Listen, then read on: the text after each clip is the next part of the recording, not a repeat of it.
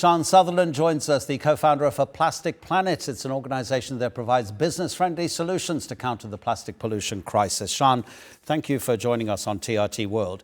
I mean, we understand the problems of discarded plastic and the mountains of waste around the world and also in the seas. But is plastic cheap, easy and environmentally friendly to produce? That's a great question, because so often we forget to look at what is the true cost of plastic. And the cost of plastic right now is completely fake. We don't include the costs of the carbon impact, the greenhouse gas emissions as it is extracted out of the deep ground through the oil rigs. We don't include the impact that it has after the factory gate, the fact that plastic lives forever. We now know the devastation that it is causing the environment, of course, and everything that you've just covered in your great sum up just now, but also the impact on human health. And a new study that's just come out in The Lancet, the medical journal, The Lancet, is putting a number on that of $1.5 trillion of the economic health impact of plastic. And that is only looking at 3 of the 16,000 chemicals that we use to make plastic in 38 countries. So that's only the tip, again, of this plastic iceberg of the true cost of it. Yes, and that must be an unseen danger. In other words, what it's doing inside our bodies. But Sian, what we see with our eyes, and we talked earlier during our coverage today about that plastic garbage patch of waste in the Pacific, which is bigger, 3 times bigger than France. Has the world reached this point simply because it's been ignoring the problem while understanding that it would eventually have to do it? And I suppose what I'm getting to here is that money talks. Is that the bottom line? That is the bottom line, Adnan. You've nailed it.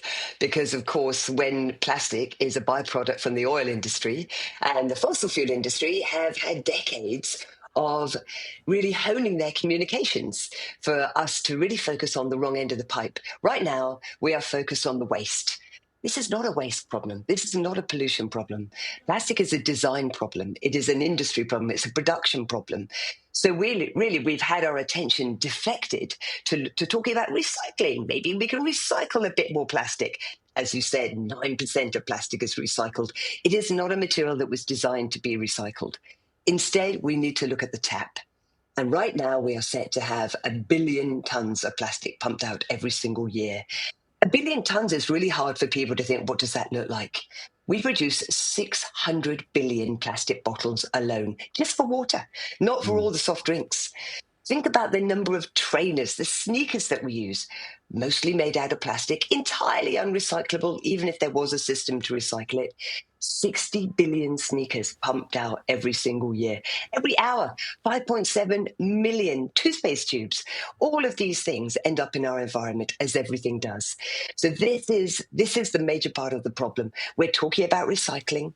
We're talking about making slightly safer plastics. And when what we need to talk about is material innovation at an enormous scale. Trillions of dollars have been pumped into making plastic, this miraculous, incredible, but toxic and indestructible material that has given us the lifestyles that we enjoy. We must stop thinking this is about going backwards. This is a massive leap forward in material innovation. We've become very lazy at inventing new materials. Why would we? We had plastic. Now is the time that we need to invest significantly in materials that are safe for nature.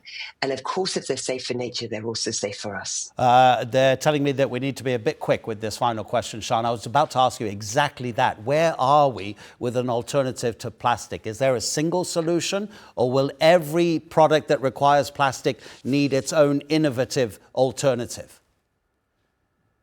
There's going to be a whole swathe of new materials, some of which exist and we know and love: metal, glass, card, cellulosic fibers. Most abundant material on the planet is cellulose. But also, this is a gateway for us to rethink our single-use lifestyles that we think are normal. It is not normal to use something once and throw it in a bin. We need to go back to refillables, reusables, not thinking that there is a recycling system for everything that we touch once. Thank you so much indeed, Sian. Really, really important to hear from you. Sian Sutherland.